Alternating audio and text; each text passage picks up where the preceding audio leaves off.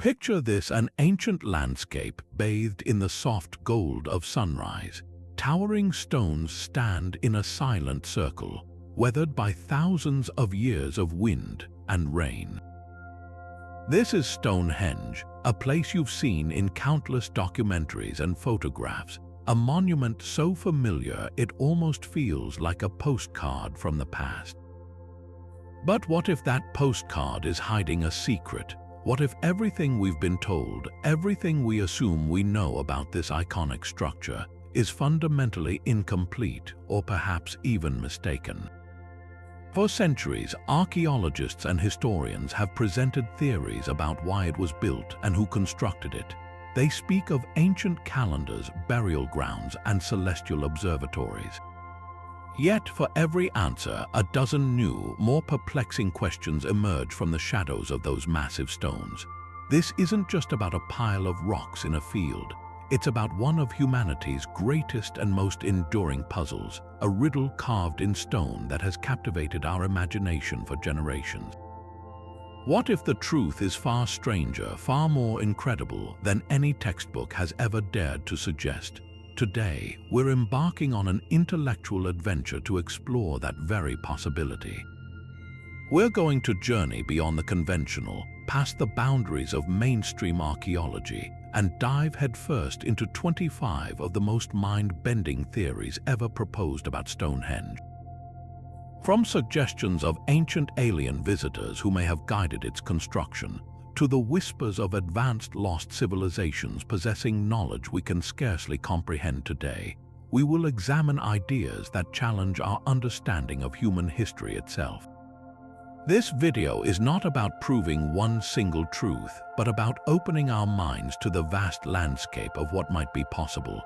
It's an invitation to question, to wonder, and to feel that thrilling spark of curiosity about our distant past. So get comfortable, open your mind, and prepare to see this ancient wonder in a completely new light, because what you're about to discover may just change the way you look at history forever. Let's begin with a theory that reimagines Stonehenge not as a temple for the dead, but as a place of hope and healing for the living. This idea, championed by archaeologists Timothy Darvill and Geoffrey Wainwright, proposes that the monument was a sort of prehistoric Lourdes, a sacred destination where the sick and injured traveled from across the land in search of a cure. The foundation of this compelling argument lies in the very stones themselves, specifically the smaller inner circle of bluestones. These stones, geologically distinct from the massive local sarsen's, were transported an almost unimaginable distance, over 140 miles from the Preseli Hills in Wales. Why would Neolithic people undertake such a monumental logistical effort, moving multi-ton stones across rugged terrain and even water? Darvill and Wainwright argue it wasn't for structural grandeur, but for their perceived magical or healing properties. Geological analysis reveals that these bluestones are a form of spotted dolerite, which in certain lights appears to be speckled with a shimmering quartz. In a world where the line between the physical and the spiritual was blurred, such a radiant foreign material would have been seen as profoundly powerful, perhaps imbued with the essence of life or the touch of the gods themselves. The theory gains further traction from the human evidence uncovered in the landscape surrounding Stonehenge. Archaeological excavations have revealed a surprisingly high number of burials where the skeletal remains show clear signs of severe trauma or chronic disease.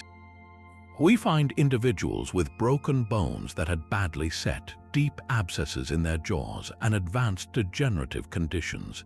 The fascinating part is that many of these individuals were not local. Isotopic analysis of their teeth enamel, which acts as a chemical passport, indicates they spent their childhoods in different regions of Britain, some as far away as modern-day Switzerland. This paints a poignant picture of a desperate pilgrimage people undertaking long, arduous journeys while gravely ill, clinging to the hope of a miracle at the powerful stone circle. Imagine the scene, the air thick with ritual and chanting, the sick being brought to touch the magical bluestones, perhaps to drink water that had been poured over them to absorb their healing essence. It transforms Stonehenge from a cold, static calendar into a dynamic, deeply human place, pulsating with emotion, faith, and the universal yearning for wellness. While not all archaeologists are convinced, suggesting the healing narrative is too simplistic for such a complex site, it offers a powerful and relatable lens through which to view these ancient stones, not just as an astronomical computer, but as a hospital for the soul. From a sanctuary of healing, we turn our gaze upward to the heavens, where another compelling theory positions Stonehenge as a sophisticated astronomical observatory. This idea suggests that the Great Stone Circle was in essence a massive, open-air calendar and a celestial computer, engineered with astonishing precision to track the cyclical rhythms of the sun and moon. The most famous and visually stunning alignment occurs at dawn on the summer solstice, the longest day of the year. If you were to stand at the very center of the circle and look northeast through the entrance, your line of sight would travel directly over the outlying heel stone. On that one special morning, the first sliver of the rising sun appears to perfectly crown the top of that giant, weathered stone, flooding the central altar with a beam of golden light. This was no random occurrence. For an agrarian society whose survival depended on knowing when to plant and when to harvest, marking this pivotal turning point in the year would have been of paramount importance, a moment of both practical necessity and profound spiritual significance, confirming the eternal promise of the sun's return. But the astronomical genius of Stonehenge likely extends far beyond this solar spectacle. In the 1960s, an astrophysicist named Gerald Hawkins used an early computer to analyze the arrangement of the stones and discovered a complex web of alignments. He proposed that numerous slots between the towering sarcens and the smaller bluestones corresponded not only to key solar positions like the solstices, but also to the extreme rising and setting points of the moon. The moon's cycle is far more complex than the sun's. It takes roughly 18.6 years to complete its major standstill, the point where it reaches its highest and lowest paths in the sky. Intriguingly, Hawkins and others noted that the 56 Aubrey holes, the chalk pits encircling the monument, could have been used as a primitive counting system to predict this long lunar cycle, and even more impressively, to forecast eclipses. By moving markers between these holes in a specific pattern, ancient astronomers' priests might have been able to anticipate when the Earth, Moon, and Sun would align to create a lunar or solar eclipse, events that would have been seen as moments of cosmic drama and potentially divine intervention. Imagine the power and authority held by those who could command the sun or moon to darken. While some archaeologists debate the certainty of these more complex lunar predictions, arguing that alignments could be coincidental, the sheer weight of celestial evidence is difficult to dismiss. The layout of the stones forms a permanent, stone-made diagram of the sky, a testament to the deep, sustained observation of our Neolithic ancestors. They were not merely building with stone, they were mapping the cosmos itself, creating a permanent link between their world and the majestic, clockwork movements of the heavens above.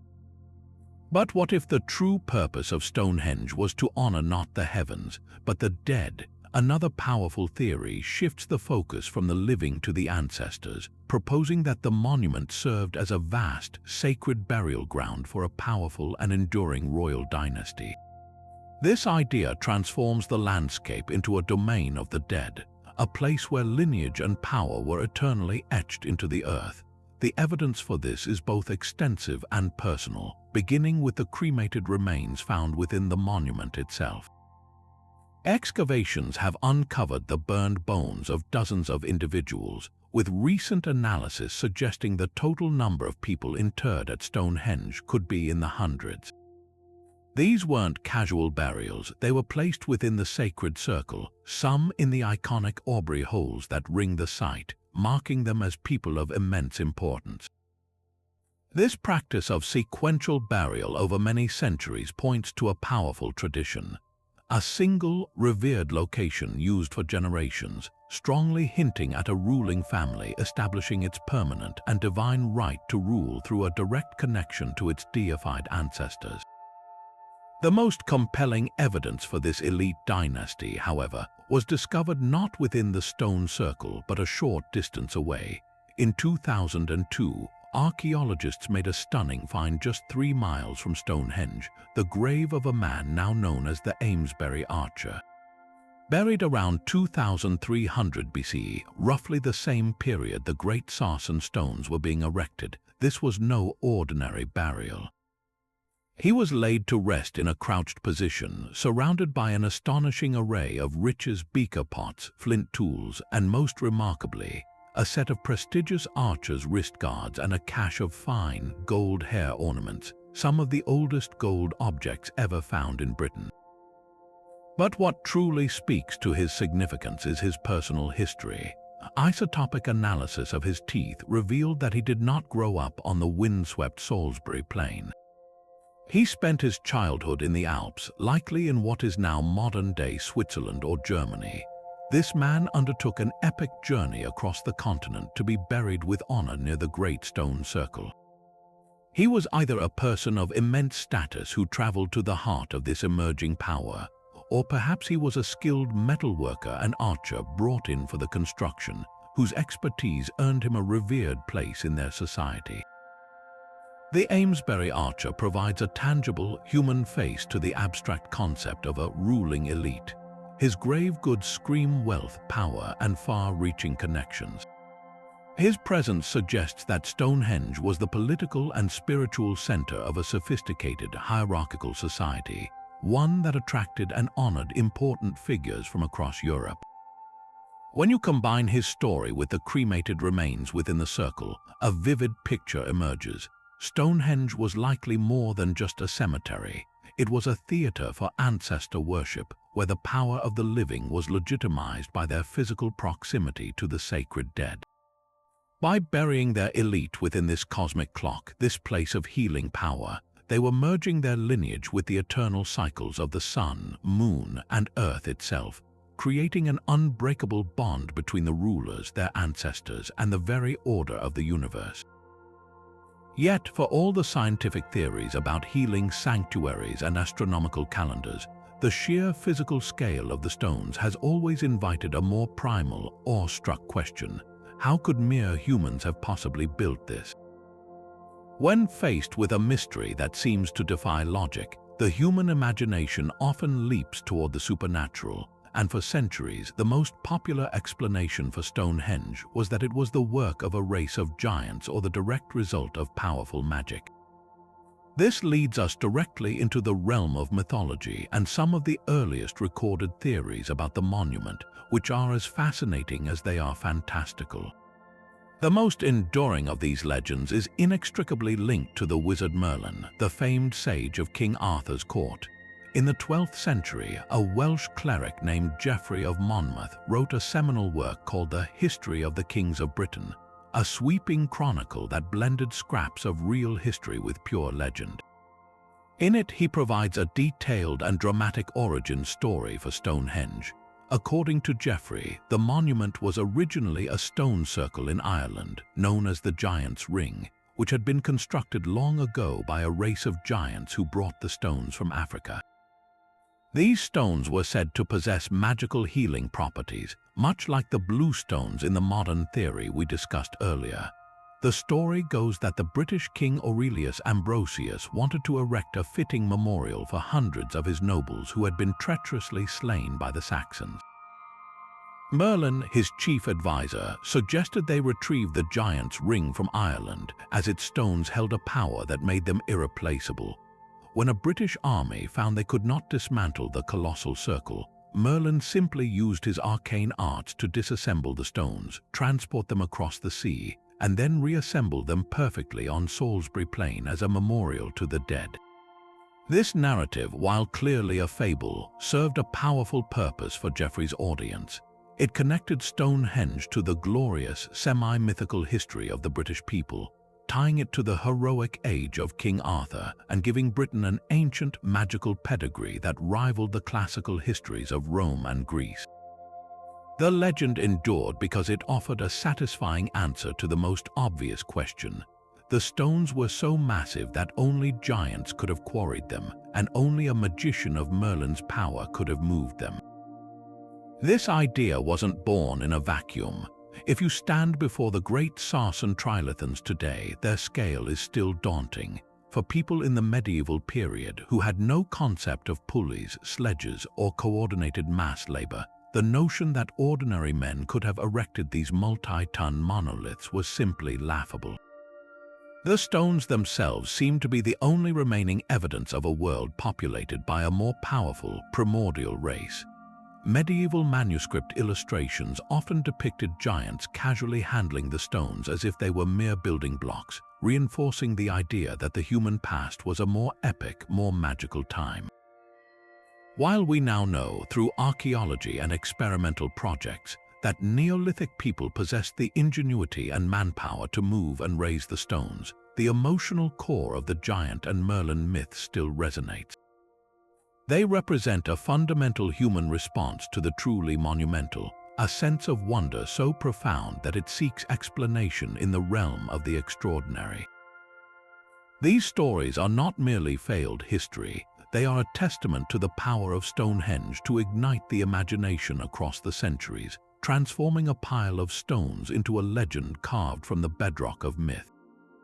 And yet, despite these explanations rooted in human ingenuity and spiritual belief, there exists an entirely different category of theory that looks not to the earth or the ancestors for answers, but to the stars. This is the provocative idea that Stonehenge was not a human creation at all, but rather the work of intelligent extraterrestrial visitors, an ancient astronaut landing beacon or a sophisticated communication device left behind for purposes we can no longer comprehend. This concept was thrust into the mainstream by Swiss author Erich von Däniken in the 1960s, whose book, Chariots of the Gods, proposed that many of the world's ancient marvels were simply too advanced to be the work of primitive humans. When applied to Stonehenge, the argument hinges on two main pillars: the monument's perceived impossible precision and its mysterious, long-lasting durability. Proponents point to the almost machine-like accuracy of the celestial alignments, questioning how a society that had not even invented the wheel could possibly survey, calculate, and erect a structure that functions as a reliable solar and lunar calendar. They highlight the intricate joinery of the massive Sarsen stones, the way the giant horizontal lintels are secured to the uprights using perfectly crafted mortise and tenon joints, a woodworking technique executed on an unimaginable scale in stone. This, they argue, seems like a technology leapfrogging thousands of years of development. The narrative suggests that extraterrestrial engineers possessing advanced knowledge of astronomy and materials science either directly built the structure or provided the blueprints and tools to an awestruck local population, guiding them to create this terrestrial compass pointing to the cosmos. In more elaborate versions of the theory, Stonehenge becomes more than just a calendar. Some suggest it was a powerful energy generator, its specific arrangement of stones harnessing the Earth's magnetic fields or cosmic energies, perhaps to power the visitors' ships or equipment. Others propose it functioned as a kind of interstellar navigation buoy, its alignment with solstices serving as a fixed galactic coordinate, a bright, unmistakable signal from orbit saying, "We are here." Visualize for a moment a CGI depiction of this idea. The familiar grey stones begin to hum with a faint blue, pulsating energy, their surfaces glowing with intricate, luminous patterns. A sleek, silent spacecraft descends from the clouds, aligning itself perfectly with the central axis of the monument before landing gently on the Salisbury Plain, its alien passengers stepping out to a world of astonished, prehistoric onlookers. It's a thrilling, cinematic vision that taps directly into our fascination with the unknown. However, the scientific and archaeological community presents a formidable wall of skepticism against these cosmic claims. They argue that what appears to be impossible to us today was in fact entirely within the reach of Neolithic ingenuity, patience, and collective effort. The precision of the solstice alignment, while impressive, is not flawless. It's a broad alignment that would have been observable over several days, not a single split-second event. The sophisticated stoneworking, including the mortise and tenon joints, finds clear parallels in the woodworking of the time. Archaeologists have demonstrated through numerous experiments that teams of people using simple tools made of antler, wood, and stone could have shaped, transported, and raised the massive sarcens over decades using ropes, sledges, and a profound understanding of leverage. The real mystery, they contend, is not how it was done, but why an entire society would commit such staggering resources and generations of labor to the project. The alien theory, while capturing the imagination, can be seen as inadvertently dismissive of the capabilities of our own ancestors. It replaces the awe of human achievement with the awe of extraterrestrial intervention. The true wonder of Stonehenge may not be that aliens built it, but that people without written language, metal tools, or the wheel possessed the collective will, the astronomical insight, and the sheer engineering grit to envision and erect a monument intended to stand for eternity. It is a testament not to visitors from another world, but to the boundless potential of the human mind right here on Earth. Now, let's shift our senses from the visual spectacle of the heavens to something entirely more ethereal, the world of sound. What if the true power of Stonehenge wasn't just in how it looked, but in how it sounded? This theory proposes that the monument was a colossal musical instrument, a lithophone designed to generate powerful, resonant tones for spiritual ceremonies. The key to this idea lies once again with the distinctive bluestones. While the giant sarcens are a type of sandstone that produces a dull, muffled thud when hit, the bluestones are a much denser and harder rock, primarily composed of spotted dolerite and rhyolite. Researchers conducting acoustic surveys at the site made a startling discovery. When struck with a small hammerstone, many of the remaining bluestones produce a surprising, clear metallic ring, similar to a giant bell or a gong. This isn't a quiet tap, it's a resonant, low-frequency chime that can carry for a considerable distance, vibrating through the very ground beneath your feet. The implication is profound. Neolithic builders, after identifying these special sonic rocks in the Preseli Hills in Wales, may have embarked on their epic 200-mile journey not just for their visual beauty or supposed healing magic, but for their unique acoustic signature. Imagine the scene during a ceremony. Participants, perhaps in a trance-like state, would strike different bluestones in a specific sequence, filling the sacred circle with a symphony of otherworldly tones. The sound would have been unlike anything normally experienced in the natural world, a manufactured metallic resonance that would have felt truly supernatural. This idea gains incredible weight when we consider the broader archaeological context. All across Neolithic Britain, we find evidence that sound was a crucial component of ritual.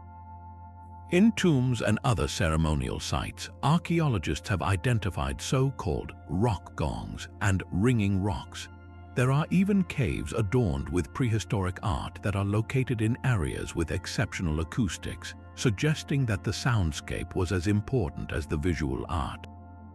For a culture that lived in a world largely devoid of human-made noise, the ability to produce such a powerful, clear, and sustained sound would have been seen as a form of magic, a direct line to the spirit world.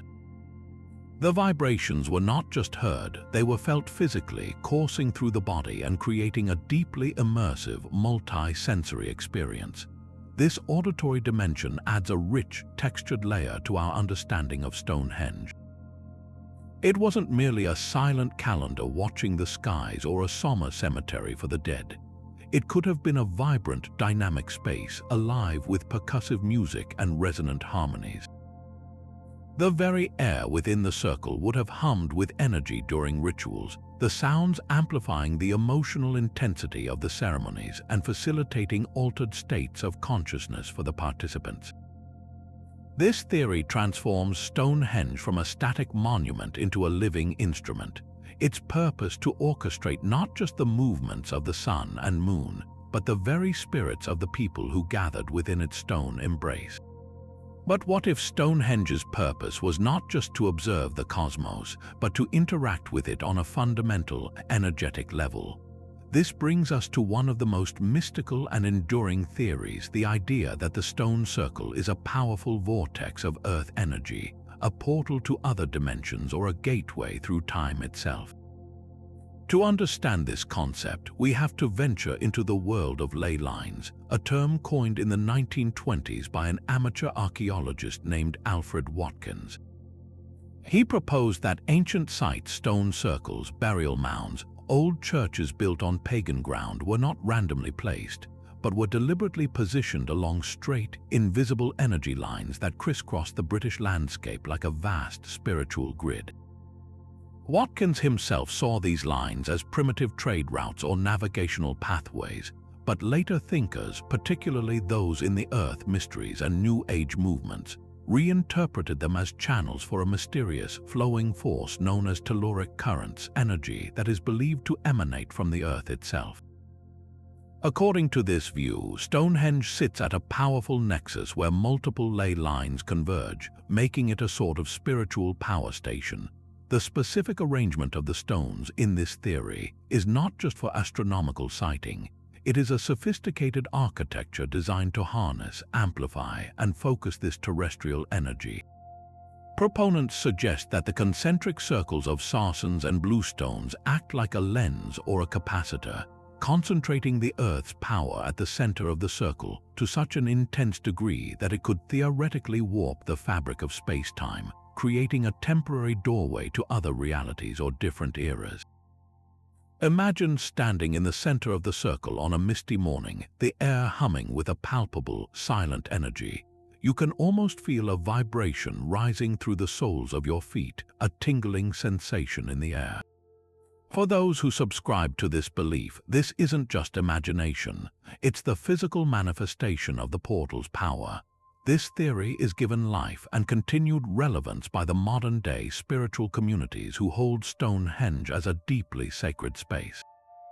During the solstices and equinoxes, you will find modern Druids, pagans, and Wiccans gathering at the stones to perform ceremonies. For them, the monument is a living temple. They speak of feeling an overwhelming surge of energy during their rituals, a sense of connection not only to the ancestors who built it but to the entire web of life. They use the space for meditation, healing work, and communing with the spirit world, firmly believing that the stones facilitate a clearer, stronger connection to forces beyond our everyday perception. While mainstream science dismisses the existence of measurable ley lines or telluric currents, arguing there is no geological or physical evidence for such phenomena, the power of this theory lies in the subjective, experiential truth of its believers. The feeling of awe and connection that so many people report at Stonehenge is very real, whether it's generated by an unseen energy grid or by the profound psychological impact of standing in a place of such immense age and mystery. This idea transforms the monument from a passive relic into a dynamic, interactive gateway. It suggests that our ancestors may have understood a physics of consciousness and energy that we are only just beginning to rediscover, building not a calendar but a key to the universe itself. What if the stones of Stonehenge are not just mapping the sun and moon, but charting the entirety of our cosmic neighborhood? This leads us to a truly expansive theory, one that proposes the monument is in fact a massive, intricate-scale model of our solar system. According to this compelling idea, the familiar rings and holes of the site do not merely mark celestial events, but physically represent the planets and their orbital paths around the sun. Envision an animated overlay on an aerial view of Stonehenge, where the central area of the monument ignites as our sun, Radiating outward from this central point, the various concentric features begin to glow, each assigned a planetary identity. The iconic circle of massive sarsen stones, with its 30 uprights and 30 lintels, is interpreted in this model not as a boundary, but as a representation of the asteroid belt, that vast ring of rocky debris orbiting between Mars and Jupiter. This would place the inner planets Mercury, Venus, Earth, and Mars within the sarsen circle, potentially represented by the smaller bluestone settings or the mysterious Y and Z holes, which are concentric rings of pits dug just inside the earthwork bank. Further out, the larger Aubrey holes, the ring of 56 pits that encircle the entire monument, could then be seen as mapping the orbit of a distant, slow-moving outer planet, or perhaps even representing the realm of the gas giants. Proponents of this theory point to the mathematical relationships between the diameters of these various rings and the relative distances of the planets from the Sun. They argue that the ratios and spacing are too consistent to be mere coincidence, suggesting a sophisticated understanding of celestial mechanics that seems impossibly advanced for a Neolithic society. The theory becomes even more intricate when considering the multiple phases of Stonehenge's construction, which spanned over 1,000 years.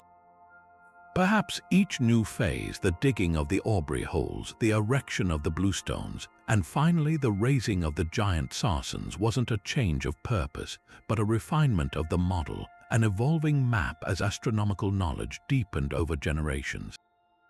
This would mean the monument we see today is a palimpsest, a final, grand version of a cosmic diagram that was centuries in the making. Imagine the conceptual leap required to not only observe the wandering planets in the night sky, but to comprehend that they, along with our own world, are all in motion around a central star, and then to encode that grand, heliocentric truth into the very landscape. For this theory to hold, the builders of Stonehenge would have needed a revolutionary cosmological understanding that mainstream history attributes to the Greeks, like Aristarchus of Samos, more than 1,000 years later. The sheer audacity of the idea is breathtaking: a prehistoric planetarium built in stone, a permanent testament to a lost astronomical golden age. Of course, this solar system model remains one of the most speculative and hotly debated theories. Mainstream archaeologists raise significant objections, primarily that there is no concrete evidence in the archaeological record, such as carvings or artifacts, that explicitly link the rings to specific planets. They also question whether the precise mathematical correlations proponents find are a case of apophenia, the human tendency to perceive meaningful patterns in random or meaningless data. It's possible that by overlaying our modern knowledge of the solar system onto the complex layout of Stonehenge, we are simply seeing what we want to see, imposing a contemporary framework onto an ancient mindscape that operated on entirely different principles. Yet, even with these valid critiques, the theory's power to captivate remains. It challenges our most fundamental assumptions about the pace of human intellectual development. Could a culture that left no written record have unlocked the secrets of the solar system through pure, sustained observation? If true, Stonehenge would be more than a temple or a calendar. It would be nothing less than humanity's first great monument to the totality of our cosmic home, a vision of the heavens made manifest here on Earth. Now let's take the astronomical idea to its most intricate extreme, venturing into a theory that recasts Stonehenge not just as an observatory, but as a sophisticated Stone Age supercomputer. This concept pushes the boundaries of what we believe prehistoric people were capable of, suggesting they engineered a complex analog machine for predicting one of the most dramatic and fearsome celestial events, the lunar eclipse. The heart of this computational theory lies with the 56 enigmatic Aubrey holes. These are a ring of chalk-filled pits dug just inside the massive outer bank of the monument, named for the 17th century antiquarian John Aubrey, who first identified them. For a long time, their purpose was a complete mystery. They were too large and irregular to have been post holes for standing stones, and they contained very few artifacts. But in the 1960s, an astronomer named Gerald Hawkins proposed a revolutionary function for them. He saw the 56 holes not as a static feature, but as the hardware for a dynamic, predictive calendar system, specifically designed to track the complex cycles of the moon. The key to understanding this lies in a cycle known as the Saros cycle. This is a period of approximately 18 years and 11 days, or about 6,585.3 days, after which the Sun, Earth, and Moon return to nearly the same relative geometry, and a nearly identical series of eclipses will occur. But the builders of Stonehenge appear to have been tracking an even more fundamental lunar rhythm, the Metonic cycle. This is a period of 19 years, or 235 lunar months, after which the phases of the moon repeat on the same calendar dates. It's a crucial cycle for reconciling lunar and solar calendars.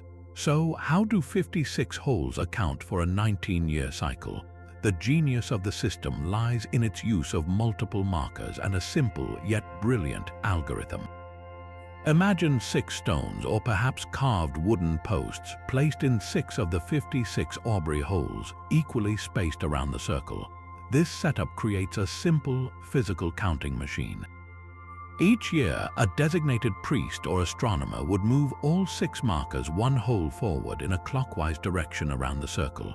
Since there are 56 holes and you are moving 6 markers each year, the system creates a much longer overarching cycle. It takes 56 divided by 6, which is 9 1/3 years, for a single marker to complete 1 full circuit of the circle. But the real predictive power is unlocked over a longer period. The 56-year cycle is 3 times the 18.6-year nodal cycle of the moon, the time it takes for the moon's orbit to wobble completely, which dictates when eclipses can occur. By meticulously moving these markers year after year, generation after generation, the keepers of Stonehenge could identify the specific points in the cycle when the conditions were perfect for an eclipse. When a marker arrived at a hole that was aligned with a significant astronomical alignment, perhaps one pointing to a major lunar standstill, it would signal a danger period for an eclipse. This was not magic, it was meticulous long-term data logging.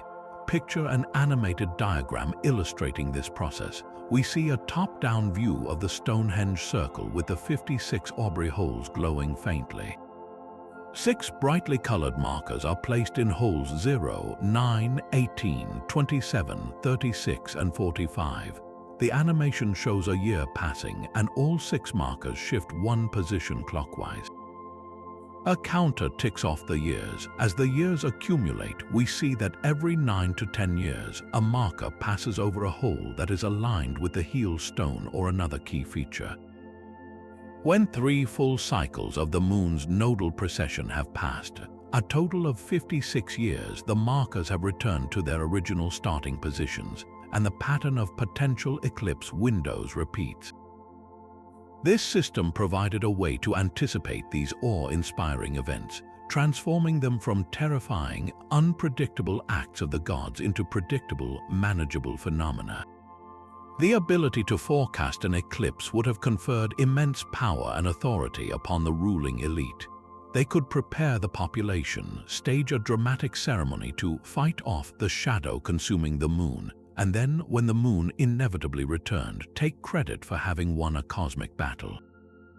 It was the ultimate demonstration of control over the heavens, while some archaeologists remain skeptical, pointing out that no such markers have ever been found. The mathematical elegance of the system is undeniable.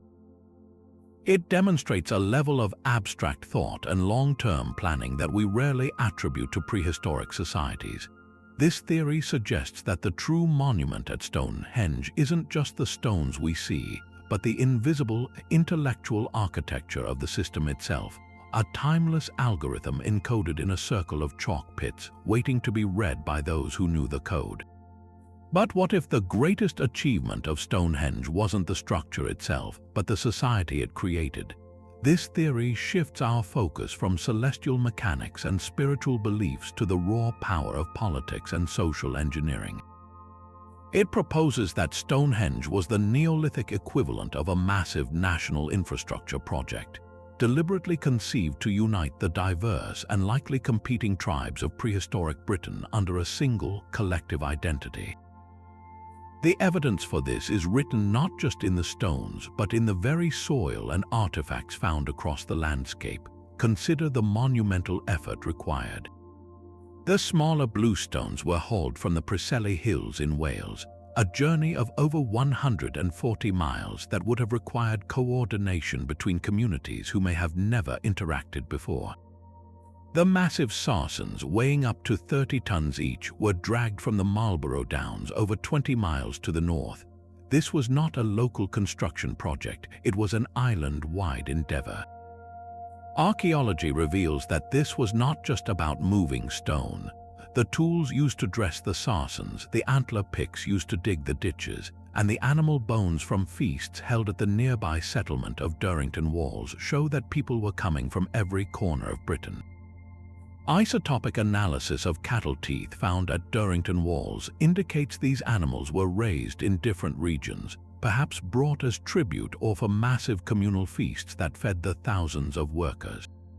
Imagine the social and political negotiations that must have taken place. Tribal chieftains who may have viewed each other with suspicion or hostility were suddenly brought together for a common, awe-inspiring goal. They had to agree on routes, share resources, and coordinate labor on a scale never before attempted. The very act of working together, pulling on the same ropes, shaping the same stones, sharing food from the same feast, would have forged powerful bonds and a new, shared sense of purpose. It transformed them into us. The result was the creation of a new, powerful cultural heartland on Salisbury Plain. This theory suggests that Stonehenge was the symbolic center of this newly forged unity, a permanent, undeniable monument to what could be achieved through cooperation. It was a physical declaration that these disparate groups were now part of something larger, a collective with a shared history and a shared destiny. The ruling elite who orchestrated this project would have cemented their power not through conquest, but through diplomacy and vision, positioning themselves as the indispensable leaders of a new, united Britain. In this light, Stonehenge is more than a temple or a calendar. It is the founding stone of a nation, a testament to the profound idea that we can achieve the impossible when we choose to build together rather than fight apart. And from these grand ideas of social unity and celestial computation, we turn to a theory that grounds Stonehenge firmly in the earth, suggesting its primary purpose was to venerate a powerful prehistoric earth goddess. This perspective views the entire landscape not as an astronomical instrument, but as a vast temple complex dedicated to a feminine divine principle, a mother goddess who governed fertility, death, and rebirth. The very form of the monument itself provides the first clue. The great circle of stones with no beginning and no end is a timeless symbol of the cyclical nature of life, the same cycles that govern the seasons, the harvest, and the human experience of birth and death. This is not the straight, linear architecture of conquest and empire, but the curved, embracing form of the womb and the tomb. The alignments with the solstices take on a new meaning in this context. The summer solstice, when the sun rises at its most northerly point, could be seen as a celebration of the sun's life-giving, masculine energy penetrating and fertilizing the earth, which was itself seen as a feminine, receptive entity. The winter solstice, conversely, marked the sun's symbolic death and its subsequent rebirth from the dark belly of the Earth Mother, promising the return of life. The monument becomes a stage for this eternal, sacred marriage between sky and earth. This symbolism is profoundly reinforced by the other features of the surrounding landscape. Stonehenge is not an isolated circle, it is the dramatic centerpiece of a vast sacred complex. All around it, dotting the Salisbury Plain, are hundreds of burial mounds or barrows. These long, earthen tombs, often shaped like a pregnant belly, are powerfully evocative of the Earth Mother herself, with the dead being returned to her womb for rebirth into the afterlife. The entire area becomes a realm of the goddess, where the processes of life, death, and regeneration are constantly ritualized and honored. The nearby Darrington Walls, a massive henge enclosure that was likely a bustling settlement for the builders, further cements this connection. There, archaeologists have found a staggering number of animal bones, particularly from pigs, suggesting enormous recurring feasts that coincided with the winter solstice. These were not just community meals, they were likely offerings of gratitude and supplication to the goddess, massive celebrations of life and abundance held in the depths of winter, pleading for her bounty to return in the spring. The theory gains even more traction when we consider the broader archaeological record of Neolithic Europe. From the famous Venus figurines with their exaggerated breasts and hips, found from France to Siberia, to the megalithic art in Irish passage tombs depicting spirals and lozenges, symbols often interpreted as representations of the female life force, the veneration of a mother goddess appears to have been a widespread, fundamental aspect of early agricultural societies. These societies were utterly dependent on the fertility of the land and their own livestock. Their survival hinged on understanding and appeasing the mysterious forces that made the crops grow and the animals give birth. It makes profound sense that they would channel their devotion into a deity who embodied that creative, sustaining power. In this light, the people who built Stonehenge were not just engineers and astronomers. They were devout children of the earth, constructing the most magnificent temple they could imagine to honor the goddess who gave them life and to whom they would all eventually return. The stones themselves, dragged from the womb of the earth, were permanent, indestructible representations of her enduring power, a prayer in stone for the endless cycle of creation.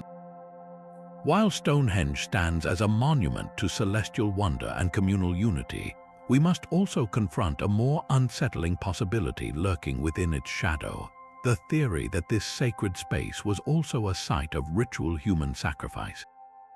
This darker interpretation suggests that the stones were not only a gateway to the heavens, but also an altar where life was offered to appease powerful and perhaps angry deities.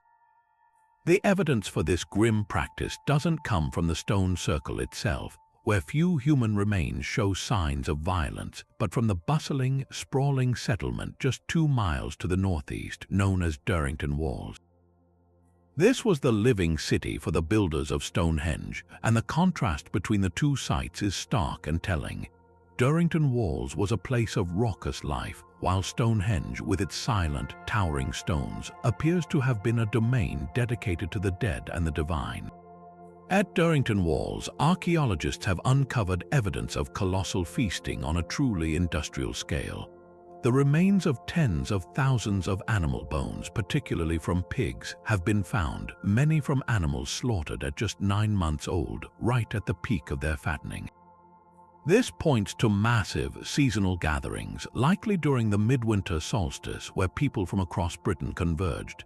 They feasted, they celebrated, but the culmination of these gatherings may have involved something far more sinister. The journey from the feasting hall at Darrington Walls to the stone circle at Stonehenge appears to have been a ceremonial procession along the avenue, a pathway that connects the two. Imagine the scene. After days of feasting and celebration, a solemn procession would form, winding its way down to the river Avon and then up towards the silent, waiting stones. It is here, in this transition from the world of the living to the realm of the ancestors, that sacrifices may have taken place. The human remains that support this idea have been found not in the center of Stonehenge, but in the surrounding ditch and in the many burial barrows that dot the landscape. One of the most chilling pieces of evidence is the discovery of a body that has become known as the Stonehenge Archer. Buried in the ditch around the monument, this young man from Central Europe was killed around 2300 BCE, shot in the back at close range with 3 flint-tipped arrows. The force was so great that one of the arrowheads was embedded in his sternum. He was not carefully laid to rest like the Amesbury archer. His body was dumped unceremoniously into the ditch. Nearby, the skeleton of a man was found with a neat hole in his skull, evidence of a ritual known as trepanning, but also with an axe wound that had not healed, suggesting a much more violent end. These are not the peaceful burials of revered elders. These are the remains of individuals who met traumatic and very likely ritualistic deaths. The question, of course, is why. What would compel a society to perform such acts? In the worldview of Neolithic people, the cosmos was a delicate balance. The gods of the sun, moon, and earth demanded propitiation. A failed harvest, a dying sun at the winter solstice, or an ominous eclipse could all be interpreted as signs of divine displeasure. The ultimate offering to restore balance and ensure the sun's return, the crop's growth, and the community's survival was the most precious thing they possessed: human life. The sacrifice of a willing participant, or perhaps a captured enemy from a rival tribe, was seen as a necessary transaction with the supernatural, a desperate plea for order in a chaotic world. This theory does not contradict the other functions of Stonehenge. It complements them in a somber harmony. The same elite who could predict an eclipse, demonstrating their connection to the cosmos, may have also presided over these sacrifices, reinforcing their power and their role as essential intermediaries between the people and the unpredictable forces of nature. The stones, therefore, stand not only as a testament to human ingenuity and unity, but also as a silent memorial to the profound and sometimes terrifying lengths to which our ancestors would go to seek favor from the gods. Now, let's bring the heavens down to earth and explore how the celestial clockwork of Stonehenge was directly tied to the most fundamental human need, the need to eat. This theory suggests that beyond its spiritual and astronomical grandeur, Stonehenge functioned as a highly sophisticated agricultural calendar, a practical tool for survival that helped dictate the rhythm of life for an entire society. For the Neolithic farmers who built this monument, the changing seasons were not an abstract concept. They were the difference between abundance and famine, between life and death. The precise alignments with the solstices provided the most reliable, unchangeable markers in their world, signaling the critical turning points in the year when specific, vital tasks had to be performed.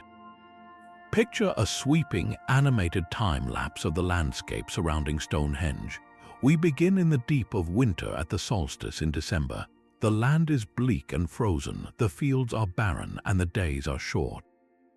But as the sun begins its slow climb northward, its dawn rays once again perfectly align with the heel stone at the summer solstice in June. This is the signal of the sun at its peak strength, the longest day. For the farmers, this wasn't just a beautiful sunrise, it was a starting pistol. This was the time to direct their herds to summer grazing lands, to begin the careful work of tending to young livestock, and to monitor the growth of wild food sources. The long, warm days of summer were a period of growth and activity, all initiated by that one predictable celestial event. Then, as the year waned, the sun would set in the southwest, its final rays on the winter solstice perfectly framed by the great central trilithon. This marked the sun's symbolic death and its imminent rebirth. This was arguably the most critical moment of the entire agricultural year. The winter solstice signaled that the darkest days were over and that the sun was returning. This was the time to slaughter animals that could not be fed through the lean months, preserving meat for the coming season. It was also the time to begin planning for the spring planting. The knowledge that the days would now grow longer provided the certainty needed to prepare seed stocks and ready the fields. This deep, practical understanding of the solar cycle transformed Stonehenge from a mere observatory into the central processing unit for the region's entire food production system.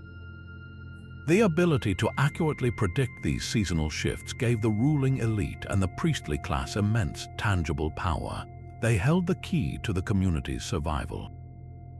By announcing the correct time to plant, to harvest, and to cull herds, they ensured their own authority and the continued prosperity of their people.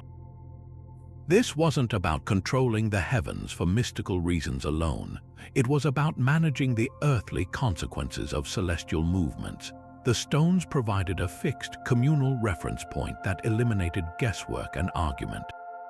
Every farmer from every corner of the territory would have understood that when the sun rose over the heel stone, it was time for a specific, universally recognized action. This created a synchronized society, all working in harmony with the immutable laws of nature, guided by the silent stone sentinels on the Salisbury Plain.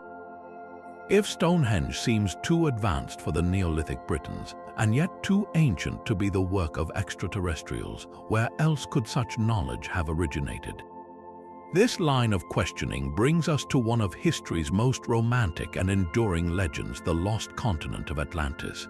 Imagine, if you will, a highly sophisticated island empire, a utopian society brimming with philosophers, engineers, and astronomers, possessing technology and wisdom far beyond that of the primitive world.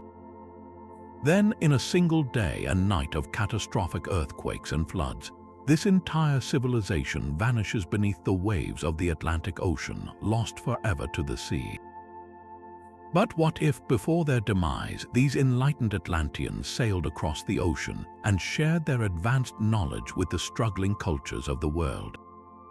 This is the core of a theory that directly connects Atlantis to the mystery of Stonehenge, proposing that the monument is a surviving outpost of that sunken world.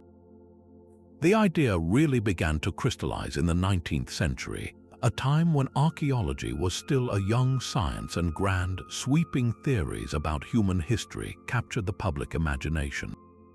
Scholars and amateur investigators, grappling with the sheer scale and precision of ancient sites like Stonehenge, the pyramids of Giza, and the statues of Easter Island, found a compelling solution in Plato's ancient dialogues. It was the Greek philosopher Plato who, around 360 BCE, first wrote about Atlantis in his works Timaeus and Critias. He described it as a powerful naval empire located beyond the Pillars of Hercules, which we know today as the Strait of Gibraltar, that attempted to conquer Athens before sinking into the ocean around 9,000 years before his own time. For 19th century theorists, Plato's account was not a moral fable, but a genuine historical record. They argued that the mathematical alignments and engineering prowess displayed at Stonehenge were clear evidence of this lost master civilization's influence. How else could a supposedly primitive people have calculated solstice alignments with such accuracy or moved 30-ton stones across miles of countryside? The answer, they believed, was that Atlantean navigators, survivors of the Great Cataclysm, arrived on the shores of Britain and directed the local population, providing the blueprints and the technical know-how to create a structure that would stand as a lasting beacon of their lost glory.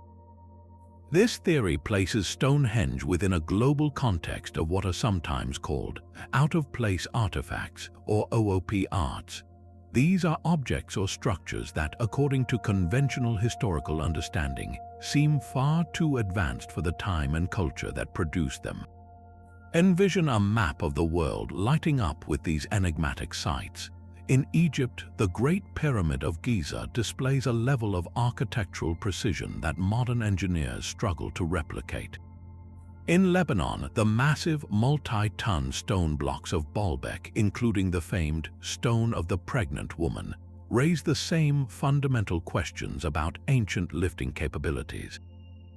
Far across the Pacific, the colossal stone heads of Easter Island, or Maui, stand in silent, imposing testimony to a forgotten engineering feat. For proponents of the Atlantis theory, these are not isolated mysteries but interconnected clues. They form a scattered trail of breadcrumbs left by a single, advanced mother culture whose maritime explorers seeded knowledge across the globe before their homeland was erased. Speculative artwork brings this vision to life, depicting Atlantis not as a mythical city, but as a bustling, metallic metropolis with crystalline spires and soaring arches, a society that harnessed energy sources we are only now rediscovering.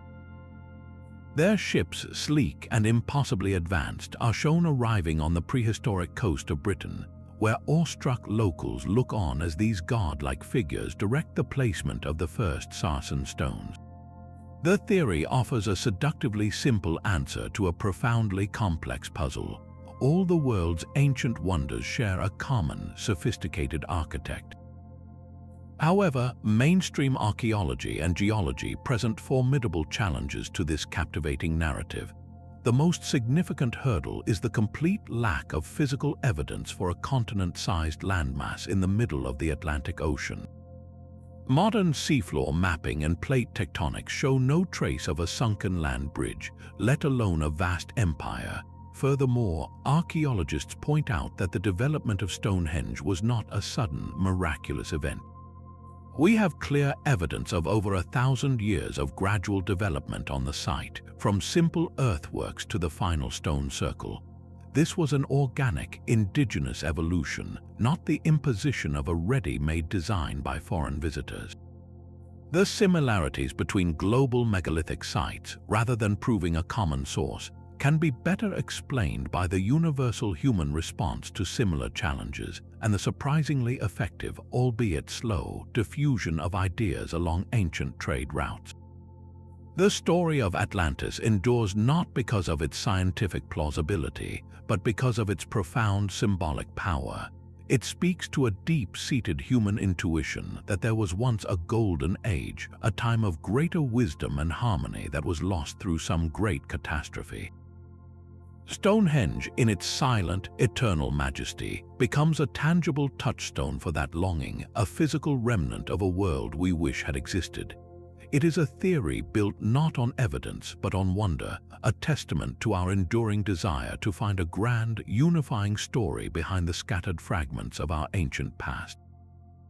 But what if the iconic stones of Stonehenge are not a temple, a calendar, or a healing sanctuary, but a stark and permanent war memorial raised to commemorate the fallen of a colossal, forgotten prehistoric battle? This theory suggests that the Salisbury Plain was the stage for a conflict so vast and traumatic that its memory was etched into the landscape with the only material permanent enough to match its significance: giant blocks of stone. The archaeological evidence for widespread violence in Neolithic Britain is both compelling and sobering. Across the island, from the Scottish borders to the southern coasts, we find the remains of fortified hilltop enclosures, their ditches and palisades speaking to a time of fear and territorial defense. Even more telling are the human remains. At a site called Wayland's Smithy, a long barrow not far from Stonehenge, the bones of at least 14 people were found, many showing clear signs of a violent end. But the most chilling discovery came from a place called Tormarton in Gloucestershire, where the skeletons of several men were unearthed, dating to around the same period as Stonehenge's main construction. One man had a flint arrowhead embedded deep in his spine, while another showed brutal axe wounds to his skull and leg, injuries that were almost certainly fatal. These are not isolated burials, they are the fragmented testimony of a society familiar with intertribal raiding and organized violence. The theory gains its most powerful support, however, from a mass grave discovered in the shadow of a ridge near Stonehenge itself. Here, archaeologists uncovered a pit containing the jumbled skeletons of at least 51 individuals, all men between the ages of 17 and 35, the prime warrior age. The condition of their bones tells a horrifying story. Many suffered from multiple, unhealed injuries, crushed skulls, broken collarbones, and defensive wounds on their arms. The nature of these wounds points not to a quick skirmish, but to a sustained, close-quarters melee, a battle of shocking brutality. This wasn't a random act. This was a systematic, mass execution or the grim aftermath of a single, cataclysmic engagement. Picture a dramatic CGI reconstruction bringing this forgotten war to life. The camera sweeps over the Salisbury Plain, but instead of a tranquil green landscape, it is filled with the chaos of battle. Hundreds of warriors from different tribes, their faces painted and armed with stone axes, wooden clubs, and flint-tipped arrows, are locked in a desperate struggle. The air is thick with shouts, the thud of weapons, and the cries of the wounded. the conflict rages for hours, culminating in a final, bloody stand on that fateful ridge. In the aftermath, the victors, themselves mourning their own dead, are faced with a profound question: how to prevent such a catastrophe from ever happening again. The construction of Stonehenge, in this interpretation, becomes the answer, a monumental act of reconciliation. By dragging the giant stones from distant quarries in Wales and the north, the formerly warring tribes were forced to cooperate on an unprecedented scale. This was a peace treaty written in stone. The shared labor, the communal feasting at Durrington Walls to feed the workers, and the collective focus on a single, transcendent goal would have forged a new, shared identity, replacing tribal allegiance with a larger, regional unity. The stone circle itself, standing over the bones of the fallen, served as a permanent memorial, a sacred pledge that their deaths would not be in vain. It was a place where the ancestors of both the victors and the vanquished could be collectively honored, their spirits appeased and their memory used to bind the living together in a new, lasting peace. The monument thus becomes a powerful symbol of transformation, turning the trauma of a great war into the foundation for a more stable and unified society. Moving from the echoes of ancient battlefields to the very ground beneath our feet, we encounter a theory that reimagines Stonehenge as a sophisticated geological instrument, an early warning system for one of nature's most terrifying and unpredictable forces, the earthquake. This idea proposes that the monument's unique architecture, particularly the way the massive horizontal lintels are perched atop the upright sarsen stones, was deliberately engineered to detect and amplify the subtlest vibrations in the earth, transforming the entire structure into a giant Stone Age seismograph. The principle hinges on a fascinating bit of physics involving inertia and resonance. Each of the towering trilithons, the iconic gate-like structures of two uprights and one lintel, is essentially a set of independent multi-ton blocks. The upright stones are sunk deep into the ground, firmly coupled to the bedrock below. The lintels, however, are not mortared or glued in place. They are simply balanced atop the uprights using those perfectly crafted mortise and tenon joints. This creates a critical point of potential movement. When a seismic wave, even a very faint one, travels through the earth from a distant earthquake, it causes the ground to move in a gentle, rolling motion. The upright stones being fixed to that ground would move with it, but the heavy lintel, due to its own inertia, its tendency to remain at rest, would initially lag behind, creating a minute but detectable shift or rocking motion at the point of contact between the lintel and its supporting stones. In a structure made of a single piece of stone, this tiny vibration would be lost, but in a complex arrangement of dozens of separate, massive blocks, these micro-movements could be amplified, creating a faint, grinding noise or a visible wobble that would be both audible and tangible to a sensitive observer standing within the circle. Imagine a shaman or priest, perhaps in a meditative state with a hand resting lightly on one of the uprights, feeling a tremor that is otherwise imperceptible to the human body. They might hear a faint, gritty scraping sound as a lintel shifted a fraction of an inch on its stone seat. In the dead silence of the prehistoric night, such a signal would be unmistakable. The theory suggests that these keepers of the stones, over generations of observation, could have begun to correlate these specific types of subtle vibrations with subsequent, more powerful tremors that would arrive hours or even days later, as different, faster-moving types of seismic waves traveled from the same distant epicenter.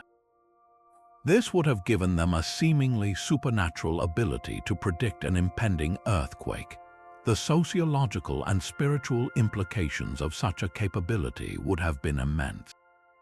In a world where the very ground shaking was seen as the fury of chthonic gods, the ability to anticipate such an event would have conferred ultimate authority upon the priesthood. They could warn the population to evacuate flimsy dwellings, perform appeasement rituals to calm the angry earth spirits, and then, when the quake struck, be seen as having successfully mitigated the gods' wrath. Their power would be absolute, rooted not in magic but in a profound, empirically gained understanding of the physical world.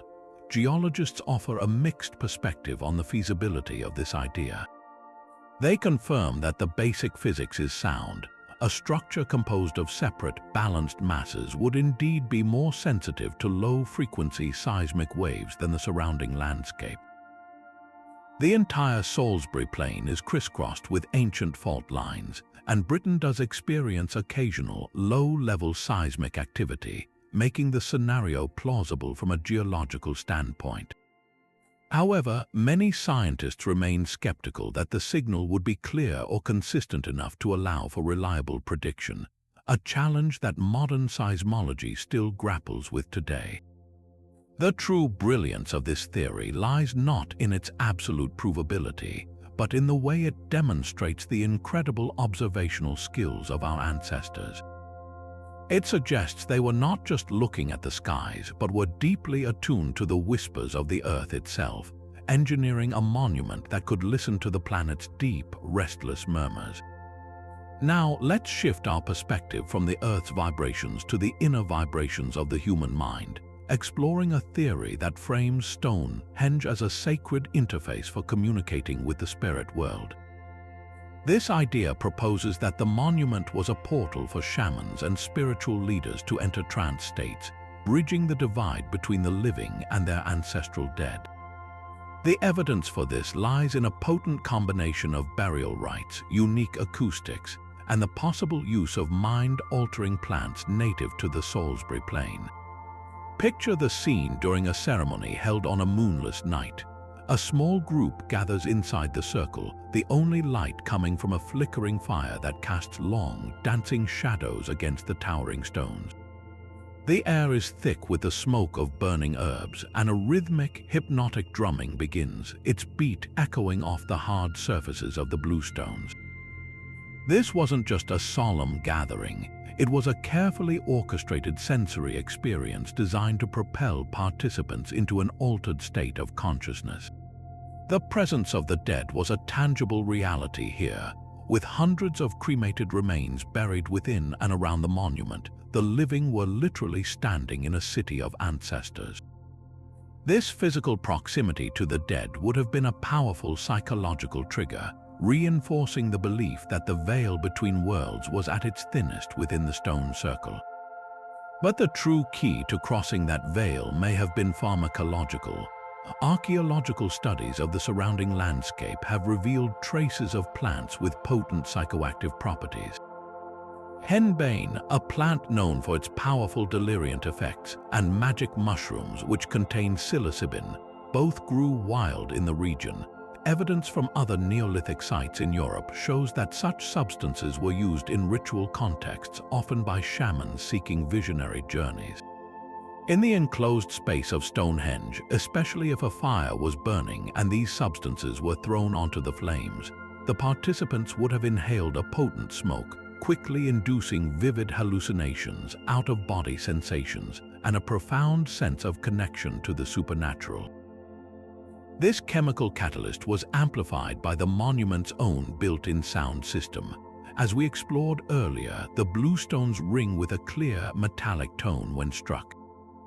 In a shamanic ritual, this wasn't just background noise. The persistent, low-frequency resonance produced by these lithophones has a direct physical effect on the human brain. Scientists know that certain sonic frequencies can alter brainwave patterns, encouraging theta and delta states, the same brainwaves associated with deep meditation, hypnosis, and the dream-like threshold of sleep. Combine that pervasive, vibrating hum with a steady drumbeat, and you have a powerful, non-chemical tool for trance induction. The sound would have been felt as much as heard, a deep vibration traveling up through the feet and into the core of the body, dissolving the ordinary sense of self and making the mind extraordinarily receptive to visionary experiences. Envision a participant in this state, their senses overwhelmed by drumming, resonant tones, and hallucinogenic smoke. The static stones around them would have seemed to warp and breathe. The carved patterns on the sarcens might have appeared to writhe and shift, In this heightened reality, seeing the face of a long-dead ancestor in the flickering firelight or hearing their voice carried on the wind would not have been a metaphor but a direct and unquestionable reality. The shaman, acting as the community's spiritual guide, would navigate this trance state to seek advice, ask for blessings, or divine the future from the ancestral spirits. This theory weaves together the physical, the psychological, and the spiritual into a single, coherent purpose. Stonehenge becomes a machine for consciousness, its architecture, its sounds, and its very location working in concert to open a door that most of us cannot perceive. It suggests that the ultimate function of this great monument was not to measure the sky, but to explore the even more mysterious landscape of the human soul, providing a direct line to the wisdom of those who had come before. Now, let's expand our view from the local landscape to the entire continent, and even beyond, with a theory that proposes Stonehenge is far more than a single sacred site. It is a detailed, three-dimensional map of the ancient world. This idea suggests that the specific placement of the stones, posts, and holes within the monument corresponds with precision to the geographical locations of other major Neolithic sites scattered across Europe, creating a massive, stone-built cartographic representation of their known cosmos. Imagine an animated graphic that starts with an overhead view of the Stonehenge complex, the various rings, the Aubrey holes, the Sarsen circle, the bluestone settings begin to glow with different colors. Then the view pulls back dramatically, and these glowing points transpose themselves onto a map of Europe, each one landing precisely on the location of another known henge, burial mound, or ceremonial center. According to this theory, the 56 Aubrey holes might not just be for eclipse prediction. They could represent 56 major tribal centers or sacred groves. The circle of 30 Sarsens could chart the positions of 30 of the most important henges in Britain, like Avebury or the Ring of Brodgar in Orkney. Some proponents take this even further, suggesting the entire layout is a mirror of the night sky, but not just of constellations. It's a map of the earth as seen from the heavens, a divine blueprint of the sacred geography that these people inhabited. The allure of this idea is understandably powerful. It paints a picture of a deeply interconnected Neolithic world where disparate tribes shared a common spiritual geography and used Stonehenge as its central repository. It implies a level of surveying, communication, and collective identity that seems astonishing for the time. How could builders in Wiltshire possibly know the exact location and significance of a site in the Scottish Islands or the mountains of Wales, let alone have the mathematical capability to scale down these vast distances into a coherent plan within their stone circle? Proponents point to the curious alignments between Stonehenge and other sites. For instance, the so-called Stonehenge Avenue, the processional path leading from the monument, aligns not just with the solstice sunrise, but if you follow its direction on a map, it points with intriguing accuracy toward the Preseli Hills in Wales, the source of the bluestones. This could be seen as merely a symbolic connection, but for those who see a map, it's a deliberate cartographic line, a meridian etched into the land. They also highlight the mathematical relationships. The distances between certain stones within Stonehenge, when multiplied by a specific sacred number, are said to correspond to the real-world distances between the sites they supposedly represent. This creates a scaled model, a terranium of the sacred landscape, allowing priests to perform rituals at Stonehenge that were believed to resonate and have effect at the corresponding distant locations. It's a concept that transforms the monument into a spiritual control center for the entire realm. However, the mainstream archaeological perspective urges significant caution. The primary criticism revolves around the concept of apophenia, the human tendency to find patterns and connections in random data. With hundreds of Neolithic sites dotting the British and European landscape, and with dozens of points within Stonehenge to use as correspondences, it is statistically almost inevitable that someone can find a set of patterns that seem meaningful. If you take any complex arrangement of points and overlay it on a map with enough sites, you will eventually find some that appear to align. The question is whether these alignments were intentional on the part of the builders, or are they a product of our own pattern-seeking minds desperately trying to impose order on the past? Furthermore, there is no archaeological evidence, such as carvings or artifacts found at Stonehenge, that explicitly lists or depicts these other locations. The theory remains in the realm of intriguing speculation, a beautiful and grand narrative that speaks more to our modern desire for a lost, unified ancient world than to any provable prehistoric reality. Yet its staying power reveals a profound truth about our relationship with this monument.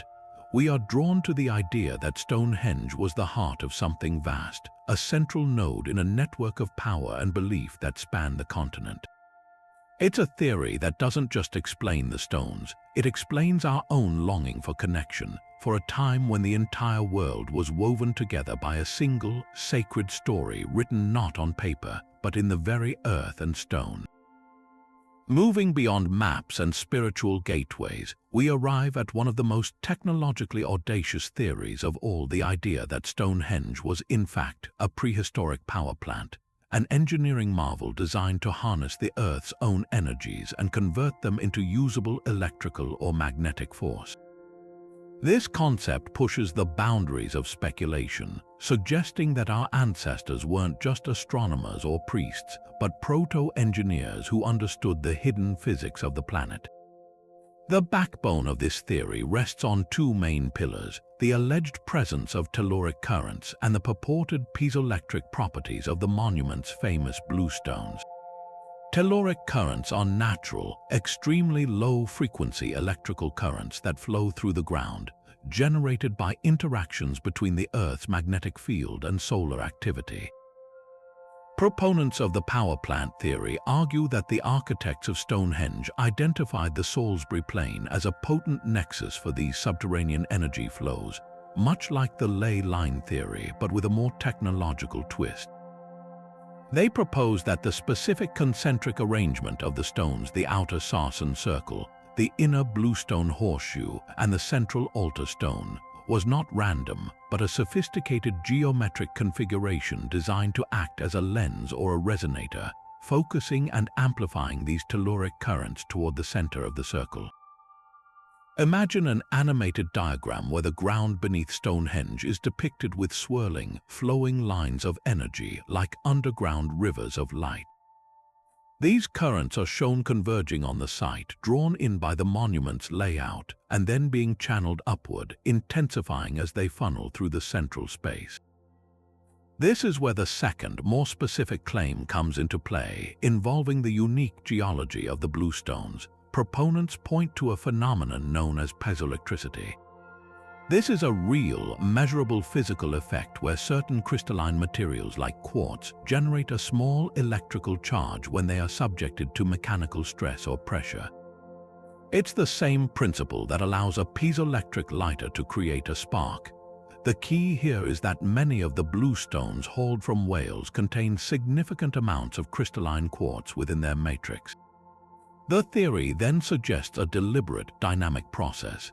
Envision thousands of participants gathered at Stonehenge for a ritual, perhaps during a solstice. As they move, dance, or process around the circle, their collective footsteps and the rhythmic pounding of their feet on the earth would create a constant, low-frequency pressure wave traveling through the ground. This pressure, according to the theory, would then physically compress the bluestones embedded in the earth. The quartz crystals within the stones, subjected to this stress, would then generate a tiny electrical charge with each footfall.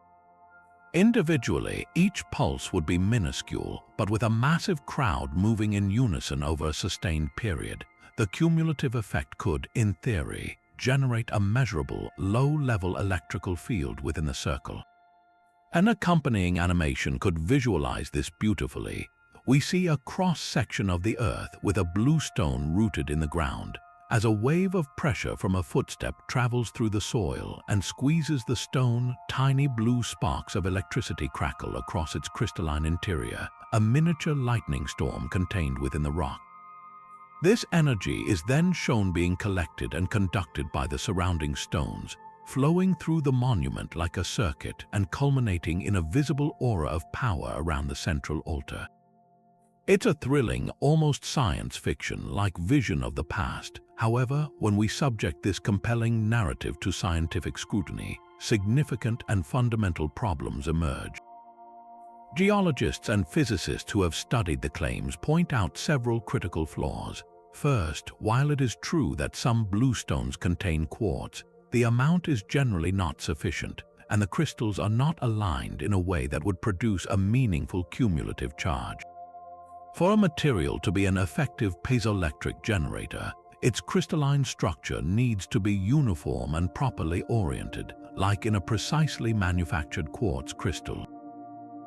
The random, fragmented quartz within the bluestones is more like gravel than a precision-engineered component. The tiny, disorganized charges they might produce would effectively cancel each other out, resulting in a net effect of zero. Second, the mechanical coupling is highly inefficient.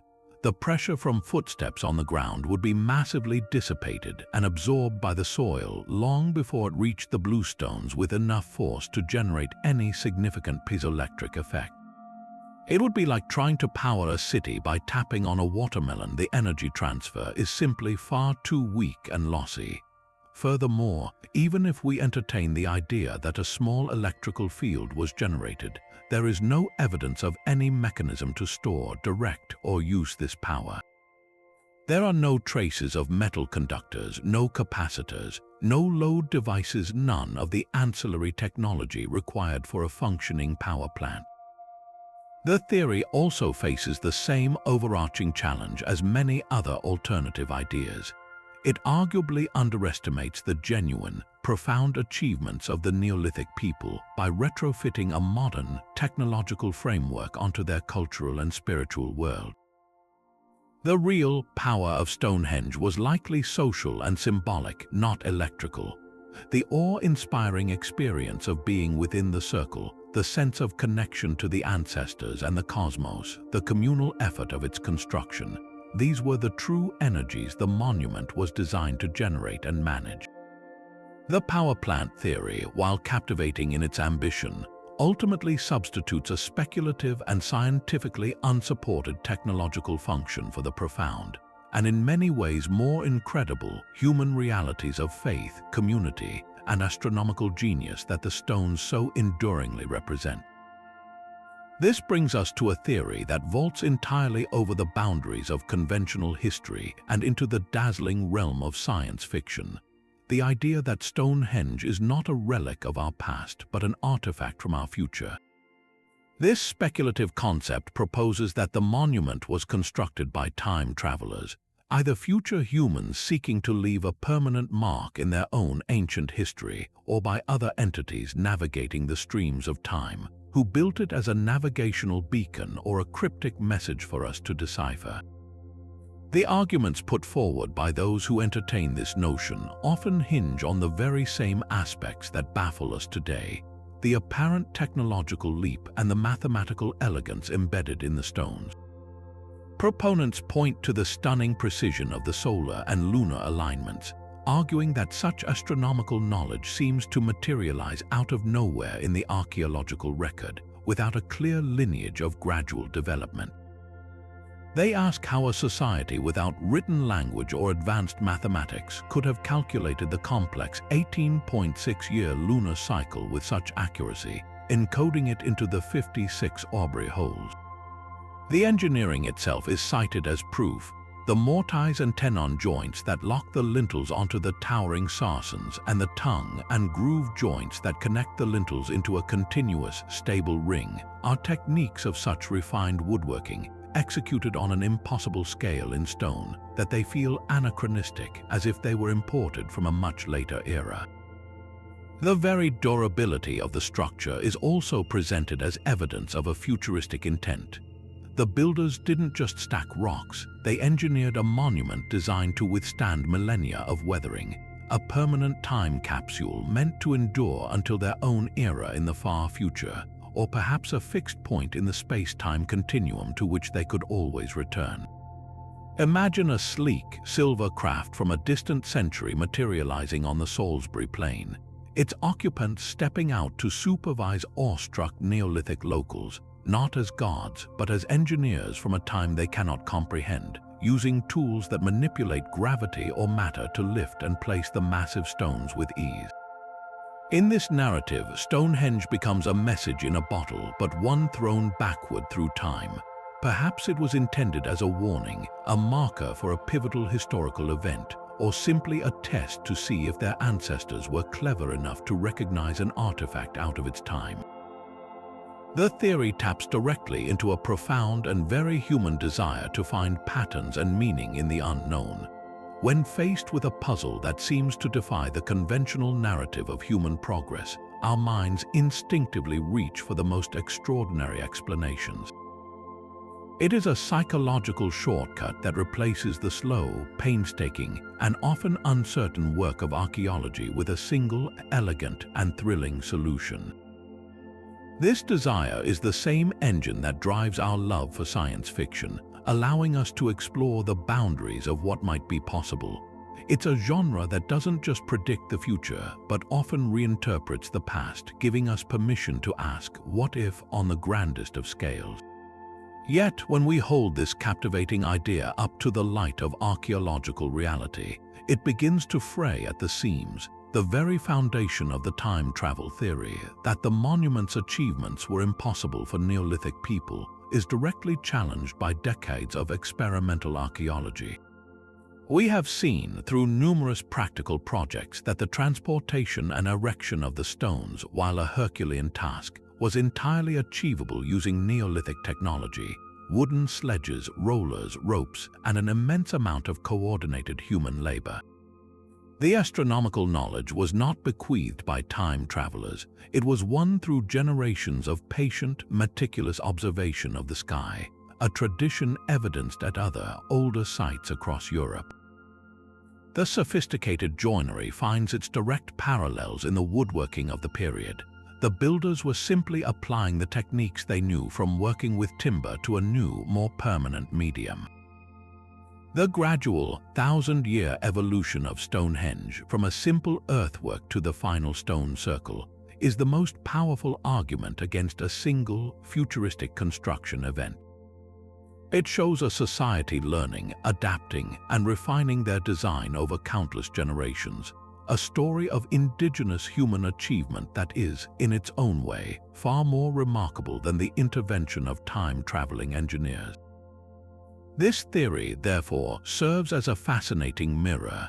It reflects less about the Neolithic mind and more about our own modern psyche, our impatience with mystery, our awe in the face of ancient accomplishment, and our enduring hope that the universe holds wonders even more incredible than those we can create ourselves. The stones stand not as a message from the future, but as a timeless challenge from our own past, daring us to recognize the vast, untapped potential of the human spirit. This brings us to a theory that grounds the cosmic in the practical, suggesting Stonehenge functioned as one of the largest and most sophisticated sundials ever created. While many theories focus on grand solar alignments that happen just once or twice a year, this idea proposes that the stones served a daily, utilitarian purpose, marking the passage of hours and seasons with a quiet, consistent rhythm.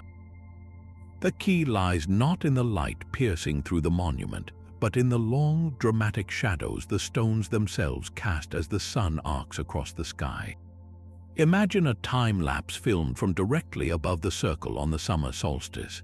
As the sun rises in the northeast, the massive sarcens throw incredibly long, narrow shadows that stretch deep into the center of the circle, almost like the gnomon, the triangular pointer of a giant open-air clock. Throughout the morning, these shadows pivot and shrink, sweeping across the landscape in a slow, majestic dance. Specific stones, or perhaps the gaps between them, could have acted as fixed markers on this colossal dial. For instance, the shadow of the heel stone at dawn on the summer solstice might have pointed directly to the center of the circle, while its shadow at noon on the winter solstice would fall in a completely different, yet equally significant location. The builders could have placed smaller, more easily moved marker stones or carved grooves into the ground to indicate where a particular shadow would fall at a specific time of day or a pivotal moment in the agricultural year, such as the optimal time for planting a certain crop. This transforms the monument from a place visited only for major festivals into a functioning, everyday timepiece for an entire community. The genius of this system is its inherent simplicity and reliability. Unlike a complex counting system with moving markers in the Aubrey holes, the sundial requires no interpretation beyond knowing which shadow to watch. A farmer working in nearby fields could simply glance toward the circle and know by the position of a single, distinct shadow that it was time to return to the settlement or to begin the afternoon's task. This theory also provides a compelling explanation for the sheer number of stones and their specific asymmetrical arrangement within the circle. The various heights and positions of the sarcens and bluestones would have created a complex, interlocking web of shadows, each one tracing a unique path throughout the day and the year. One stone might be the primary marker for the spring equinox, while another, set at a different angle, would cast its defining shadow on the autumn equinox. The central altar stone itself could have been the ultimate focal point, a place where the tip of a specific shadow would land at the precise moment of solar noon, confirming the sun was at its highest point. This daily confirmation of the cosmic order would have been a powerful, recurring ritual, reinforcing the connection between the heavens, the monument, and the daily lives of the people. It grounds the astronomical in the agricultural, the spiritual in the practical, creating a seamless link between the grand cycles of the cosmos and the essential rhythms of human survival. But what if the true magic of Stonehenge wasn't confined to the silent, sacred circle of stones, but was instead found in the vibrant, noisy, and chaotic settlement just 2 miles away? This theory pulls back the curtain on the entire Salisbury Plain to reveal that Stonehenge was not a lonely temple, but the spiritual anchor for a massive, temporary city that sprang to life for grand seasonal gatherings. The evidence for this comes from Durrington Walls, a sprawling henge enclosure that was, for a few weeks each year, likely the largest and most bustling settlement in all of Neolithic Britain. Excavations here have uncovered a staggering volume of animal bones, primarily from pigs and cattle, with estimates suggesting the remains of many thousands of animals were deposited. But the story isn't just in the quantity, it's in the details. Analysis of the pig's teeth reveals something fascinating. These animals were all slaughtered at just about 9 months old. This isn't random butchery, this is a coordinated mass culling of animals born in the spring and killed at the peak of their condition in the midwinter. This points directly to enormous seasonal feasting, almost certainly timed to coincide with the winter solstice. Imagine an animated CGI reconstruction bringing this lost world to life. The camera soars over the quiet, frosty plain, then descends upon Durrington Walls. What was empty grassland transforms into a teeming, vibrant hub. Hundreds of timber houses, their roofs smoking from hearty fires, cluster together. The air is thick with the smells of roasting meat, wood smoke, and the earthy scent of countless people and animals. The settlement is a cacophony of sound. The squealing of pigs, the lowing of cattle, the laughter and shouted conversations of people who haven't seen each other since the last gathering.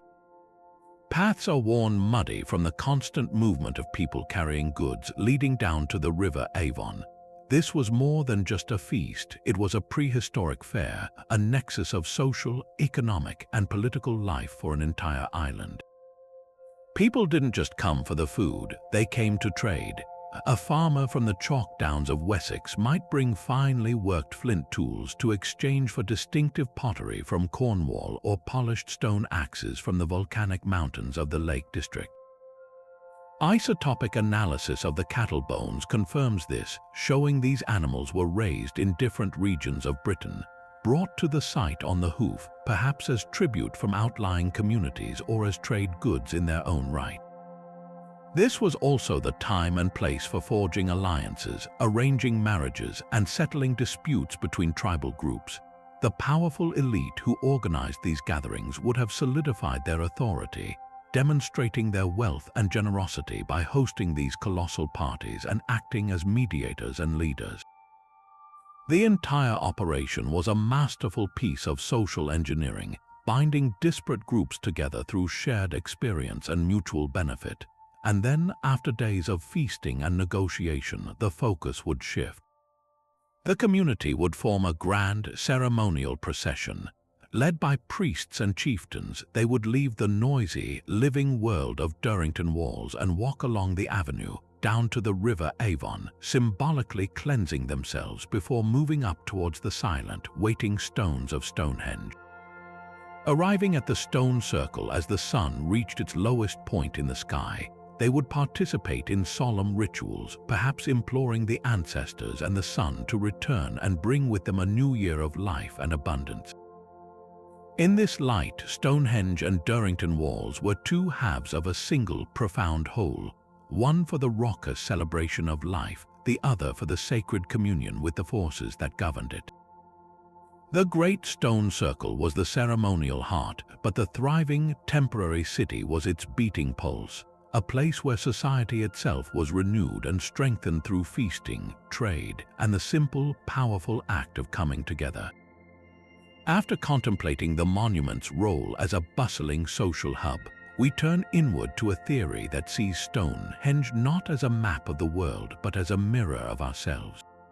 This interpretation suggests the entire structure is a giant, symbolic representation of the human body, a sacred anatomy etched into the landscape.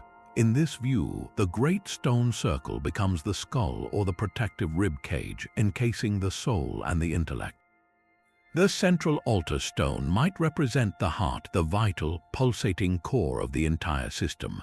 The processional avenue leading from the river Avon up to the circle is then seen as the spine or the birth canal, a pathway for spiritual energy or for the soul's journey into this sacred physical form. This idea connects deeply to a universal human tendency known as microcosm-macrocosm analogy, the belief that the human body is a small-scale model of the entire cosmos and vice versa.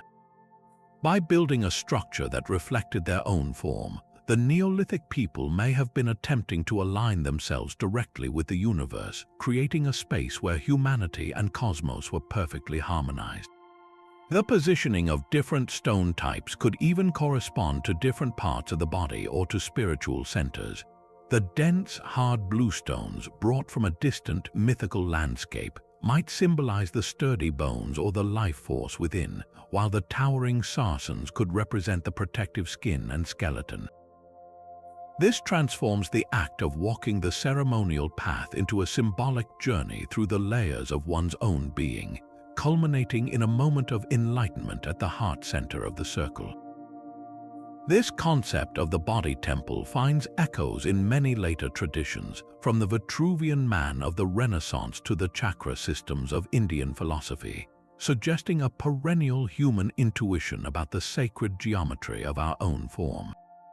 A related and equally profound symbolic interpretation envisions Stonehenge as a cosmic egg. In countless creation myths from around the world, the universe begins with a primordial egg floating in the void, which then cracks open to give birth to all of existence, the stars, the earth, and life itself. The oval shape formed by the sarsen circle and the internal horseshoe of trilithons creates a distinct egg-like outline. The central space within this stone egg could then be seen as the yolk, the concentrated seed of potential from which everything springs. This symbolism would have been incredibly potent for an agricultural society intimately familiar with the miracle of life emerging from an egg. it positions Stonehenge not just as an observatory watching creation, but as a direct embodiment of the moment of creation. The alignments with the solstices take on a new meaning here. The rising sun on the summer solstice doesn't just mark a date, but represents the fertilizing energy that ignites the life within the cosmic egg. The entire monument becomes a perpetual reenactment of the birth of the world, a prayer for continual renewal and the endless cycle of death and rebirth. This interpretation is powerfully supported by the overall layout of the ritual landscape. The journey to Stonehenge was a carefully staged symbolic experience. It began in the world of the living at the vast settlement of Durrington Walls, a place of feasting and raw earthly life. From there, processions would move down to the River Avon. Water, in almost every cosmology, represents the boundary between worlds, the fluid of life and the passage to the afterlife. Wading or boating across the river was a symbolic act of purification and transition, a shedding of the mundane world. Then the procession would move up the avenue, a pathway that physically and spiritually leads toward the Great Stone Circle. This was not a simple walk. It was a journey of the soul, moving from the profane to the sacred, from life toward the realm of the ancestors and the gods, encapsulated within the waiting cosmic egg. Anthropologists who study ritual landscapes point out that this physical journey is a classic feature of rites of passage. It mirrors the inner transformation that participants were meant to undergo. By leaving the bustling village, crossing the threshold of the river, and walking the prescribed path, individuals were symbolically dying to their old selves and preparing for rebirth within the sacred space. The egg-shaped stone circle was the ultimate destination, the womb of the Earth Mother, or the shell of the cosmic egg where this spiritual rebirth could occur. Inside, surrounded by the bones of the ancestors and aligned with the fundamental cycles of the cosmos, a person could be remade, their soul realigned with the eternal order of the universe. Visualizing this with abstract, flowing animations can make the concept vivid. Imagine an overhead shot of Stonehenge, its outline morphing gently into the form of a glowing, translucent egg. Within it, the silhouette of a human form appears, curled in a fetal position, its spine aligning with the processional avenue. Then the view shifts, and the same stone circle becomes a diagram of the cosmos, with swirling galaxies and nascent stars blossoming from its center. This theory may be the most abstract we've encountered, but it is also one of the most deeply human. It suggests that the builders of Stonehenge were not just tracking the heavens or uniting tribes, they were exploring the very nature of existence and their own place within it. They built a machine for the soul, a place where one could physically walk the path of spiritual transformation and touch the moment of cosmic birth. Now, let's set sail for a theory that connects this inland monument to the vast, open ocean. The idea that Stonehenge's towering sarcens acted as a critical navigation beacon for ancient mariners and land-based travelers. In a world without maps or compasses, prominent natural features and human-built monuments served as the GPS of the ancient world, and few landmarks would have been as visible or as unmistakable as the Great Stone Circle. Its location on the Salisbury Plain was far from random. It sits on a relatively high, open ridge, a fact that becomes powerfully significant when you consider the prehistoric geography. Several thousand years ago, sea levels were different, and large areas that are now dry land were shallow marshes or tidal inlets. The River Avon, which flows near Stonehenge, would have been a much wider, more significant watery highway, potentially navigable by seafaring vessels that could venture deep inland from the English Channel.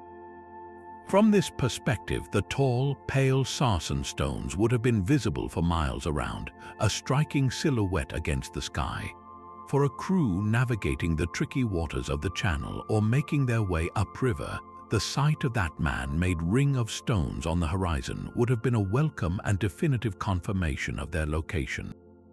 It was a permanent, immovable signpost saying, "You have arrived." This practical function is beautifully illustrated by imagining an animated map overlay. The view starts with a modern map of southern England, then transforms, showing higher water levels with the channel extending further inland. A dotted line appears, tracing a potential sea route from the European mainland. As the animated boat follows this line, it enters the mouth of the River Avon. The camera view then shifts to what the helmsman would see: a low, green landscape unfolding, and there, in the distance on a ridge, the distinctive profile of Stonehenge comes into view, guiding them toward a safe landing and a known trading point. But the beacon theory extends far beyond sea routes. Stonehenge was almost certainly the central node in an extensive network of terrestrial pathways and lesser monuments. Archaeologists have identified ancient trackways known as ridgeways that followed the high, dry ground across Britain. The famous Icknield Way, one of the oldest roads in England, runs along the chalk downs not far to the north, and it's highly plausible that feeder paths branched off from it, leading directly toward the Salisbury Plain and the Great Stone Circle. The processional avenue that leads from the River Avon to Stonehenge itself is a perfect example of such a formalized path, a built road that ritualized the final approach. Furthermore, Stonehenge is not alone on the plain. It is surrounded by dozens of burial mounds or barrows and other henges like Durrington walls. These weren't just random graves, they were likely additional markers in this vast prehistoric navigation system. A traveler moving across the open landscape could have journeyed from barrow to barrow, using each visible mound as a waypoint, with the ultimate goal being the grand central complex of Stonehenge. This system transformed an otherwise featureless and potentially dangerous journey into a manageable, legible route. Each barrow served as a confirmation that you were on the right path, leading you inexorably toward the spiritual and social heart of the region. This theory provides a wonderfully pragmatic counterpoint to the more esoteric functions of the monument. While it certainly served as a temple and a celestial observatory, it was also a profoundly practical piece of infrastructure. It organized movement across a landscape, guiding pilgrims, traders, and herders. For a society that was increasingly interconnected, with goods and people moving across long distances, such a reliable and prominent landmark was essential for economic and social cohesion. It ensured that anyone, whether a local farmer or a trader from the continent, could find their way to the center of the world as they knew it. The stones, therefore, stand not only as a gateway to the heavens but also as a welcoming hand guiding weary travelers home. And finally, we arrive at the last of our 25 mind-bending theories, a proposal that confronts one of the most basic yet profound questions about Stonehenge: how did they do it? This idea suggests that the Neolithic builders were not merely strong and patient. They were the inheritors or inventors of a forgotten advanced technology, a suite of techniques for softening stone or even counteracting gravity itself, which has since been lost to the sands of time. Proponents of this view look at the evidence on the ground and see something that defies conventional explanation. They point to the incredible precision of the stone working. The massive sarcens, for instance, were not just rough-hewn blocks. Their surfaces were painstakingly pounded and ground with stone hammers until they were shaped into complex, subtle curves. More astonishingly, the great horizontal lintels that crown the circle are not simply flat slabs. They were meticulously shaped with a gentle upward curve, and the tops were carved to form a continuous, graceful arc that runs through the entire ring, a feat of engineering that would be challenging even with modern tools. Then there are the joints. The upright sarsen stones have tenons, rounded knobs carved out of their tops, while the undersides of the lintels have corresponding mortise holes carved to receive them. This is a sophisticated woodworking technique, executed perfectly on a colossal scale in unforgiving sarsen stone. How could a society that had not yet discovered metal tools achieve such flawless joinery? The transportation of the stones is the other great pillar of this theory. Moving a 30-ton block over 20 miles of rolling countryside, and then floating 140-ton bluestones on rafts from Wales seems to many like a logistical nightmare bordering on the impossible. The idea of lost technology offers an elegant, if spectacular, solution. Perhaps the builders knew a chemical or botanical secret, a plant-based paste or a special fire technique that could temporarily soften the surface of the sarsen, making it as workable as clay for a short period, allowing them to shape it with relative ease. Legends from other ancient cultures, particularly in South America, speak of a liquid that could make stone malleable, and some theorists wonder if a similar knowledge existed in prehistoric Europe. An even more captivating version of this theory involves the concept of acoustic levitation. Ancient texts and myths from various cultures, including Tibetan and Egyptian, contain tantalizing references to the use of sound to make heavy objects weightless. The idea is that by finding the precise resonant frequency of a stone block and bombarding it with that sound using drums, horns, or chanting, the builders could have neutralized gravity's pull, allowing teams of men to guide the massive stones into place with little more than a gentle push. Envision an artist's depiction of this scene. The air shimmers around a giant sarsen as it hovers just inches above the ground, surrounded by a circle of chanting priests whose voices create a visible, thrumming field of energy. It's a powerful and mesmerizing image that seems to pluck an answer from the realm of legend. However, when we turn to the field of experimental archaeology, we find a very different yet equally impressive story, one of sheer human ingenuity. For decades, researchers and enthusiasts have conducted practical experiments to see if Neolithic methods could indeed achieve these marvels. In the famous Stonehenge experiment, led by archaeologist Mark Whitby in the 1990s, a team successfully transported a concrete replica of a sarsen lintel weighing nearly 40 tons.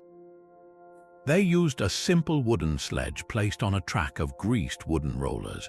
With a team of about 130 people pulling on ropes, they were able to move the massive block at a reasonable pace. To erect the stone, they dug a large pit, tilted the stone over it using levers, and then used ropes and frames to slowly pull it upright, a method that, while dangerous and requiring immense coordination, was entirely feasible. As for the stoneworking, experiments have shown that sarsen, though incredibly hard, can be shaped through a technique known as burnishing. This involves endlessly grinding one stone against another with sand and water as an abrasive. It is a process that demands not strength, but an almost unimaginable amount of time and patience. A single worker could have spent an entire year shaping just one of the upright stones.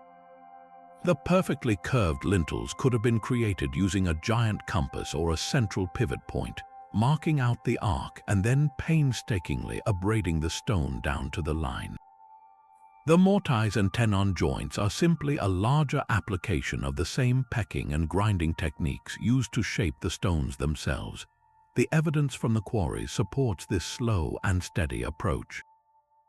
At the Carn Godog Bluestone Quarry in Wales, archaeologists have found simple stone tools, stone wedges, and proof that the bluestones were naturally formed in pillar-like shapes, making them easier to pry loose than to carve from solid rock.